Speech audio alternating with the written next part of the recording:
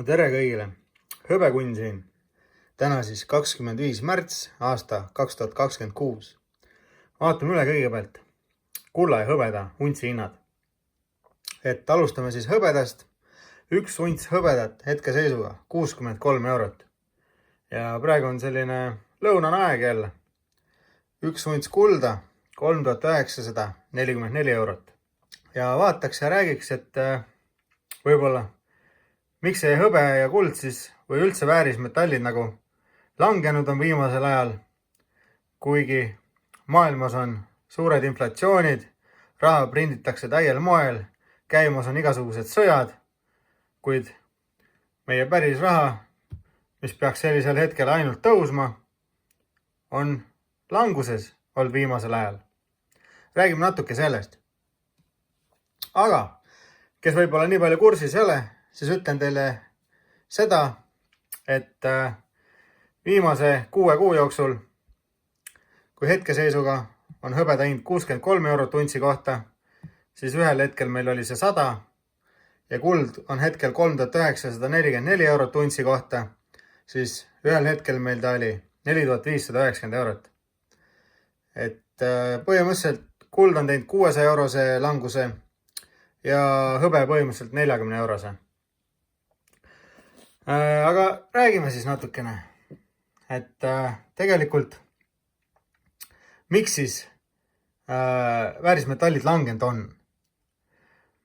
Kui me läheme natuke ajast tagasi, kui nad hakkasid tõusma meil, läksid 30-lt hakkasid minema ja panid sotini välja.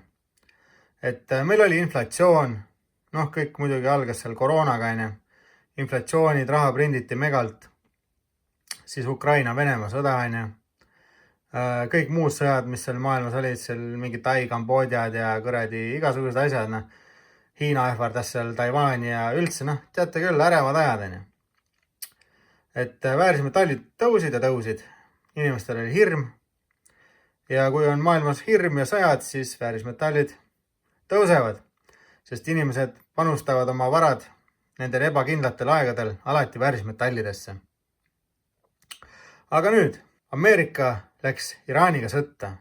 No muidugi Iisrael on ka, vaata seal, Iisrael ja Gaza oli seal sõjas ja siis, seal on ühesõnaga päris suur sõda tegelikult juba enne seda, kui USA sinna sisse üldse tõmbas, aga siis, kui mindi Iraanile kallale, et ühesõnaga maailma, ütleme siis, et West ehk siis kõik Euroopa ja Ameerika ja sellised riigid nagu nende põhimõtteliselt maailma pealik või kuida öelda, ma ei tea, kuidas see kõige õigem termin oleks, aga hetkeseisuga valitseb Ameerika seda korda ja rahu, mis meil maailmas on. Et tema on see korravalvur, nagu öeldakse. Ja nüüd, kui Ameerika läks sinna Iraanile kallale, siis järsku hakkasid väärismetallid langema. Kindlasti ma teile kohe räägin ka, miks nad hakkasid langema, aga enne võib-olla on üldse vaja selgitada mõnele, miks Ameerika sinna sõtta üldse läks.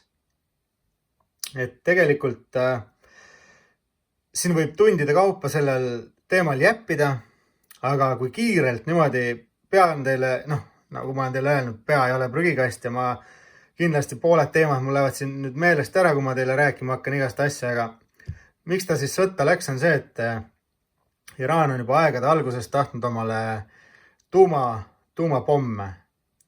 Tahab tuumariik olla nagu. Jah, tal olid tuumajaamad. Tuumajaamad on lubatud, et elektrit toota näiteks. Kui hakatakse rikastama tuumakütust, siis mingi protsendi pealt on võimalik teha neid ballistilisi rakette ja igasuguseid selliseid relvi. Ja kui minna tollest piirist ülespoole, siis on see juba see tuumatasand, et tuumapommi tasand. Ja aegade algusest on olnud suurem osa maailma riikidest vastu täielikult, et Iraan saaks omale tuumapommi. Kõik riigid seal ümber Iraani, kõik need Saudi Araabiad ja Iraagid ja Afganistanid, ühesõnaga tegelikult Iraan on alati olnud see hull kõva vend seal keskel, et domineerinud seal ja et noh, teate ikka, terroriste toetanud seal Hezbollah'i ja kuradi igasuguseid selliseid asju. Ja ühesõnaga maailm on alati vastu olnud, et Iraan ei tohi teha tuumapommi. Aga Iraan salaja kogu aeg üritas seda kütust rikastada maa-alustes punkrites ja igal pool, et ühesõnaga öeldi, et ei või, aga ikkagi ta salaja seal kogu aeg tegi. Ja nüüd neil oligi nii väike nõks puudu sellest, et nad oleks saavutanud tuumapommi tasandi. Ja tuligi ette võtta see asi, mis oli keelatud ja ehk siis Iisrael ja USA ründasid Iraani tuumarajatisi. Pandi need hullud tuumapunkri pommid saadeti, mis lähevad seal mitusada meetrit maa alla ja siis käib kõva kabuum ja ühesõnaga Iraanil jällegi sellist võimalust enam päris pikalt ei ole, et seda tuumapommi luua. Küll aga Hiina on võib-olla vaikselt neid alati aidanud ja noh, Putin siiamaani räägib, et nagu võiks nagu aidata selle igast asjadega. Kuid Iisrael ja USA ikkagi ühesõnaga lõpetasid selle värgisel ära ja lasid need tuumarajatised õhku. Aga enne seda, või noh, tegelikult ei olnud enne seda, aga igastahes Iraani inimesed ise olid ka vastu sellele režiimile, mis seal juba mitukümmend aastat oli võimul olnud. Et see on nii pikk teema, et tegelikult ma olen natuke rääkinud ka eelnevates videodes võib-olla, aga jah, et ma ei taha hakata nagu nii pikalt rääkima teile sellest kõigest. Ühesõnaga, mingi 40 000 protesteerijat läksid nagu selle, kuidas öelda, režiimi vastu protesteerima. Kõik nad lasti maha, tapeti ära. Inimesed, kes said kuuli, läksid haiglasse ja sõjavägi läks haigla järgi, tappis ära nad ja ühesõnaga ühe nädalavahetusega 40 000 inimest tapeti maha.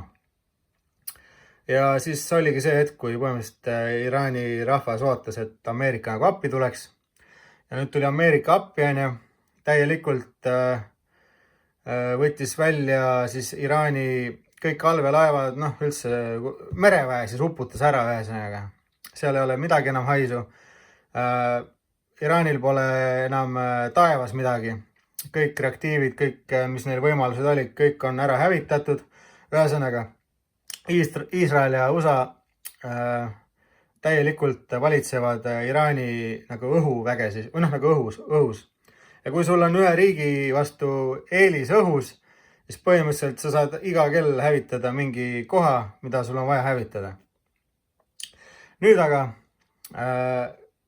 mida Iraanil veel oli ladudes ja mida nad aastakümneid olid seal tootnud ja peitnud oma teistesse salakohtadesse ja mida nad hakkasid kohe kõrvalriikidesse tulistama, olid need odavad droonid ja ballistilised raketid.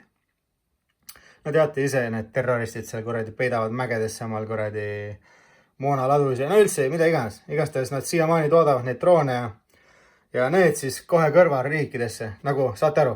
Iisrael ja USA ründasid Iraani, aga Iraan ründas kõiki kõrval olevaid riike.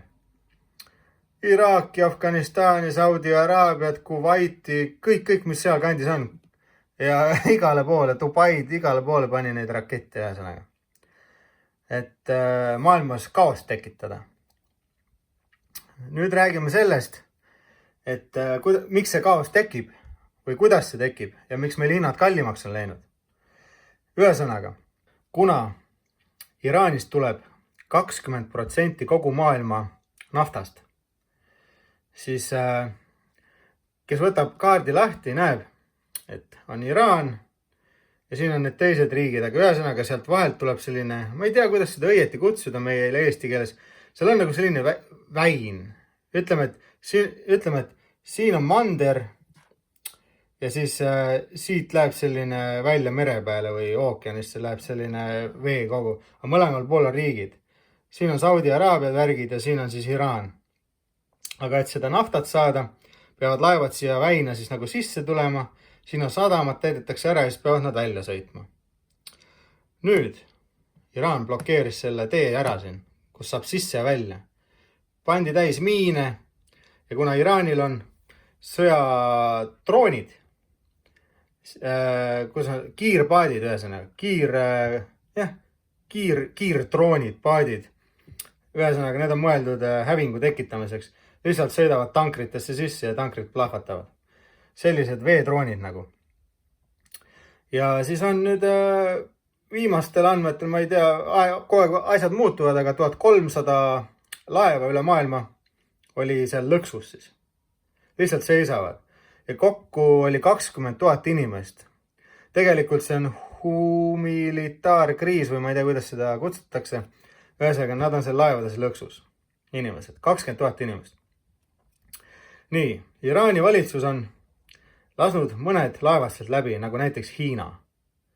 Aga iga laev, mis läbi läheb, $2 miljonit soovib Iraan saada. Ja siis mõned üksikud on maksnud, nagu näiteks Hiina. Nii, ühesõnaga, nafta ei saa välja sealt ja kogu maailmas on hinnatõus nafta. Aga miks, võib-olla mõni mõtleb, miks kogu maailmas? Et meil on näiteks Ameerikas tuleb naftat ja tuleb Hiinas naftat ja meil siin Euroopa lähedal tuleb Norras naftat ja no Venemaal on blokk peale pandud, on ju. Aga tegelikult, miks hinnad kogu maailmas igas riigis on üles läinud, nafta hinnad, on see, et terve maailma peale on siis välja mõeldud selline asi nagu petrodollar. See tähendab seda, et kõikides riikides kehtib üks seadus. Kõigil on sama nagu hind. Ja kui nüüd millegi pärast hind tõuseb, siis see hind tõuseb kõigil. Sest see on ühine asi välja mõeldud petrodollar. Ja nüüd ongi, kui 20% maailma naftast järsku ei jõua enam turgudele, siis ju hind tõuseb. Nii, nafta ei saanud otsa, naftat on meil sitaks igal pool, aga hind tõuseb. Aga miks tõusevad meil toiduainete hinnad, reiside hinnad võib-olla ja kõik muu selline?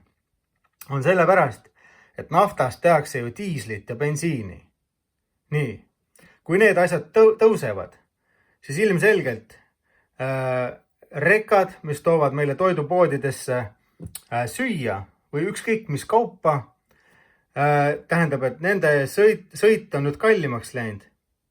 Ja samamoodi panevad nemad hindu juurde, et see kaup toimetada poodidesse ja samamoodi poed peavad nüüd maksma rekajuhtidele või nendele firmadele nagu kütuse eest juba rohkem ja siis nemad panevad samamoodi kaupadele hinda juurde.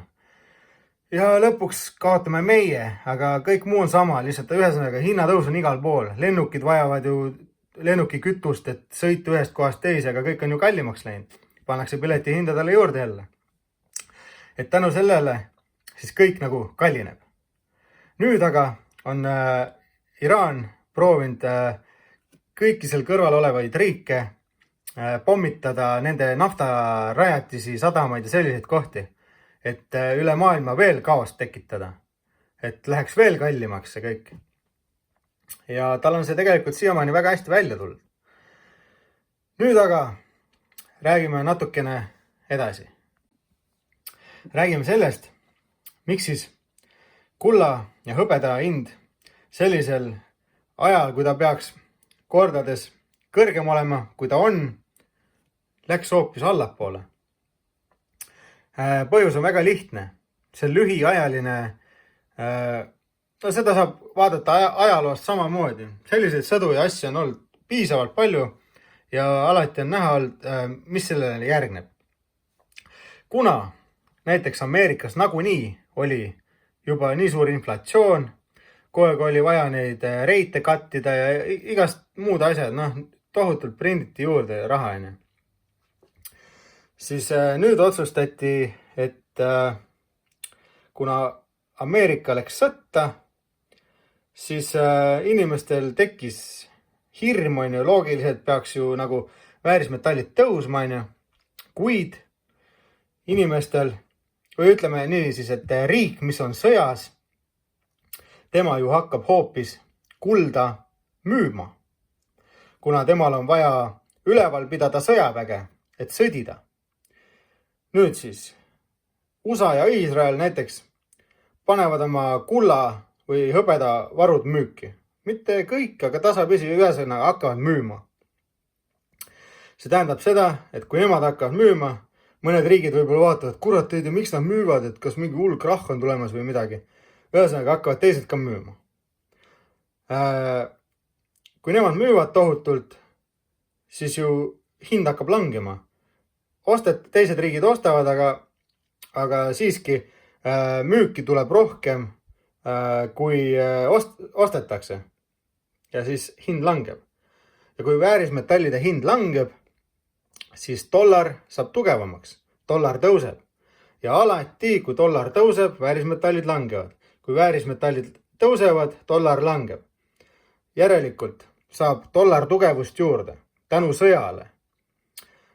Ühesõnaga, Ameerika müüb väärismetalle, et sõda üleval pidada ja sellega läheb dollar tugevamaks. Nii, aga see on lühiajaline. Trump siin ütles, et järgmise tahaks kuu aja jooksul seda sõda ära lõpetada. Okei, lõpetab ära, enne. Mis edasi? Väärismetallid to the moon või? Aga see ei ole nii lihtne. Mina ei usu, et ta suudab selle kuu ajaga ära lõpetada. Ma arvan, et see kestab veel kuid ja minimaalselt, kes teab, äkki isegi mõned aastad. Seda me ei tea. Räägitakse juba boots on the ground, et tahetakse sõdureid saata juba nagu jalaga sinna sisse tegelikult, et mingi Trump on palunud Euroopa Liidult abi, et iga riik davai saatke mõned laevad, et meil on vaja see väin vabastada, et kuradi nafta liiguks maailmas ja no saate aru küll. No. Ja sellised lood lihtsalt ja tänu selle ta võttis siis Iraanilt ja Venemaalt sanktsioonid maha, et nemad saaks maailma turule siis naftat tuua nagu. Venemaal, nagu teate, siis on ju sanktsioonid peal, et Euroopa Liit ja liitlased, et ei tohi osta nagu venelastelt, et muidu selle naftaga toetavad ju Ukraina sõda või see raha, mis nad teenivad seal. Aga nüüd on Trump need sanktsioonid maha võtnud. Ja ma ei tea, kas seal kohe see India ja need kohe minisummade eest jooksid kohe tormi, et saaks odavalt naftat vaata jälle. Et kasutatakse võimalust võib-olla. Küll aga see on igatpidi suht halb värk nagu, ütleme meile siis, kui Venemaa hakkab jälle omale tohutult raha teenima siin naftaga ja sõdasi pidama. Aga ütleme, et sõda nüüd saab läbi, on ju. Ütleme seal Ameerika sõda, ma mõtlen siis just. Et siis ju, ma ei tea, USA-l on vaja ju jälle väärismetalle hakata ostma ja prinditakse jälle raha juurde ju ja see tekitab jälle tohutult inflatsiooni ja siis peavad ju metallid jälle kõvasti tõusma hakkama. Et ma ei tea, et siin on igasuguseid teooriaid, aga mis loeb see, nagu ma alati on öelnud, miks te üldse omale need väärismetallid olete ostnud. Te ei ole neid ostnud ju, et mingisuguse 10-20 euro pärast nüüd kasumit saada kohe. Kui te olete olnud 50 aastat siin maailmas ja olete juba nii vana, et on aeg pensionit nautida, ja lastele ei viitsi jätta neid, või teil ei ole lapsi, siis praegu, tegelikult 60 eurot untsi kohta on ju päris hästi saadud, sest ütleme aasta-kaks tagasi või kuna see oli 30 eurot unts, et olete päris hästi teinud ja 50 aastat tagasi, kui te ostsite, saite seal võib-olla 6 eurot, 10 eurot unts või kes teab palju. Et jah, praegu miks mitte välja tulla, kui tahate. Aga need, kes on sisse tulnud nüüd viimase, ütleme 5 aasta jooksul, mina ei soovitaks maha müüa. Kui olete suutnud siiani hoida, siis hoidke aga edasi. Sellepärast, et mina näen, et ajas väärismetallid ikkagi tõusevad.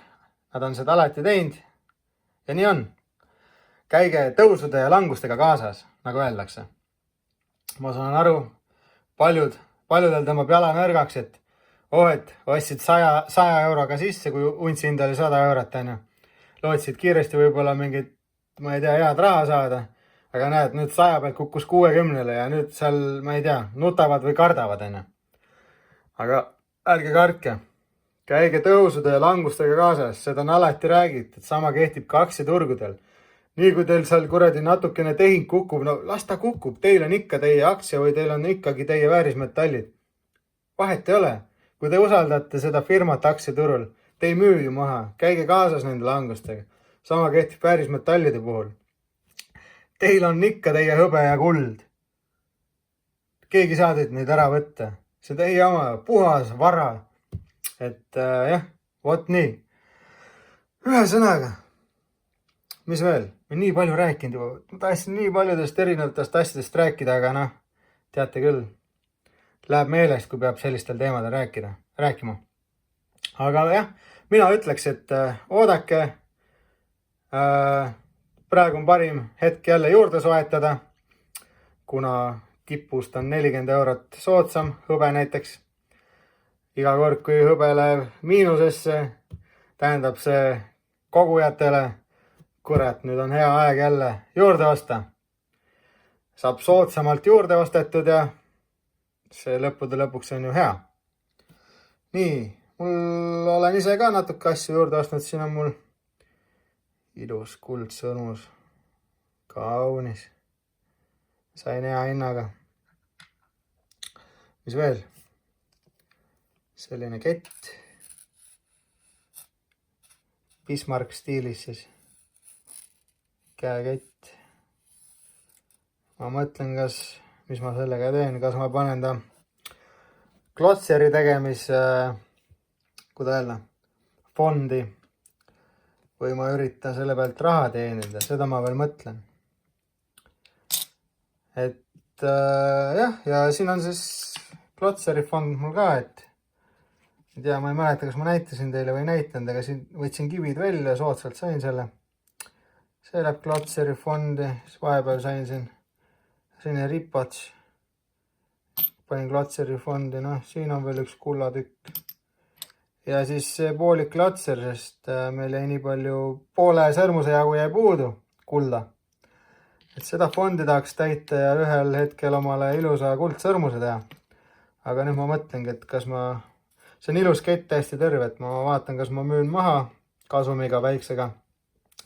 Ja äkki saan praegu soodsamalt siis romukulda kuskilt soetatud, et klotseri fondi panna. Või noh, eks seda näha ole, mis ma teen.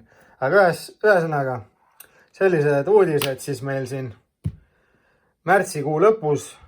Me ei tea, mis see kuld ja hõbe juba meil nädala lõpus 2 päeva pärast võib teha. Et igastahes praegu mina sain natuke juurde soetatud. Kes tark on, võib-olla temagi sai.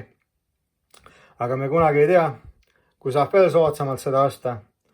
Et vaatame, mis see maailm meil siin teeb ja kuhu me jõuame. Igastahes nii kaua, kui te ei müü, nii kaua olete kõvad vennad. Minul on asjad alles. Ja ühesõnaga, siin oli hõbekunn. Nagu ikka, subscribe ja like ja kommenteerige ja rääkige, mis te asjast arvate ja jagage nippe ja tarkusi ja näeme järgmises videos. Tšau!